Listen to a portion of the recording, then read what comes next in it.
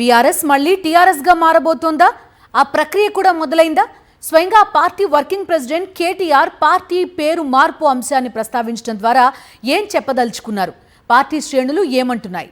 BRS గా మారాక నష్టపోయాం అని అంటున్నారు ఆ పార్టీ వర్కింగ్ ప్రెసిడెంట్ కేటీఆర్.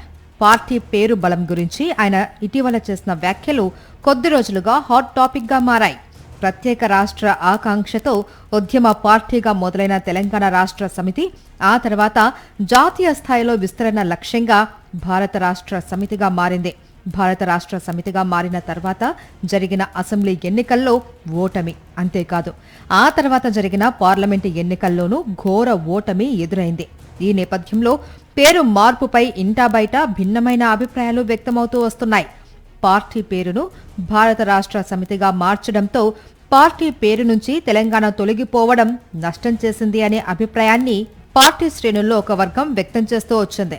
రాజకీయ విశ్లేషకులు కూడా తెలంగాణ రాష్ట్ర సమితి అనే పేరే సముచితంగా ఉంది అని, భారత రాష్ట్ర సమితి ప్రజలకు కనెక్ట్ కావడం లేదు అని పలుసార్లు స్పష్టం చేశారు.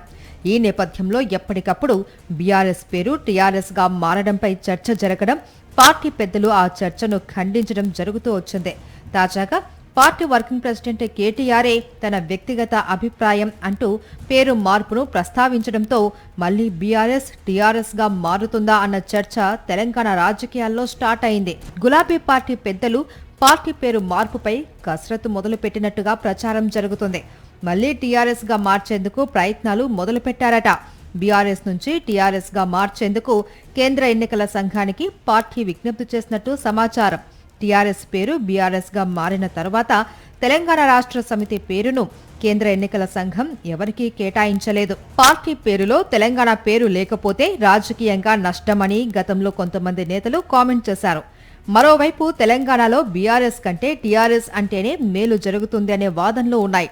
ఈ చర్చ నేపథ్యంలో పార్టీ పేరు మార్పుపై ఇప్పటి వరకు అధికారికంగా ఎటువంటి ప్రకటన చేయలేదు గులాబీ పార్టీ నేతలు. దీనిపై మరింత క్లారిటీ రావాలి అంటే కొంతకాలం ఆగాల్సిందే.